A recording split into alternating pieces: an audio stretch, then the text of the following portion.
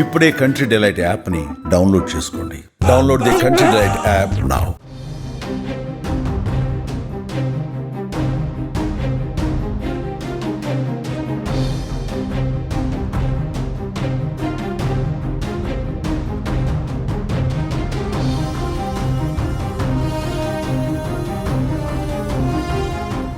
జమ్మూ కాశ్మీర్లో మరోసారి కాల్పుల మోత మోగింది.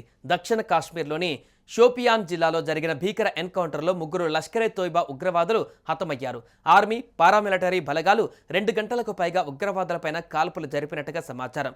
పక్కా ఇంటెలిజెన్స్ సమాచారంతో ఉగ్రవాదుల జాడను కనుగొన్న భద్రతా బలగాలు కాల్పులు జరిపారు.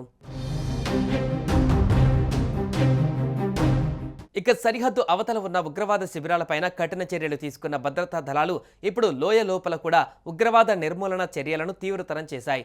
పహల్గాం ఉగ్రదాడి తర్వాత పాక్ ఉగ్రస్థావరాల లక్ష్యంగా భారత భద్రతా బలగాలు ముందుకు వెళుతున్న సంగతి తెలిసిందే. ఈ క్రమంలో జమ్మూ కాశ్మీర్లో జరిగిన ఎదురుకాల్పులలో 3 ఉగ్రవాదులు హతమయ్యారు. షోపియాన్ ప్రాంతంలో జరిగిన ఆ ఘటనలో మరో 2 ఉగ్రవాదులు కూడా పట్టుబడినట్టుగా తెలుస్తోంది. తొలుత కుల్గాం ప్రాంతంలో భద్రతా బలగాలు ఉగ్రవాదులకు మధ్య కాల్పులు ప్రారంభమయ్యాయి. తర్వాత అవి షోపియాన్కు విస్తరించాయి. ఉగ్రమూకలను మట్టుపెట్టేందుకు ఆర్మీ, పారామిలిటరీ బలగాలు కొన్ని గంటలుగా ఈ కాల్పులు జరుగుతున్నాయి.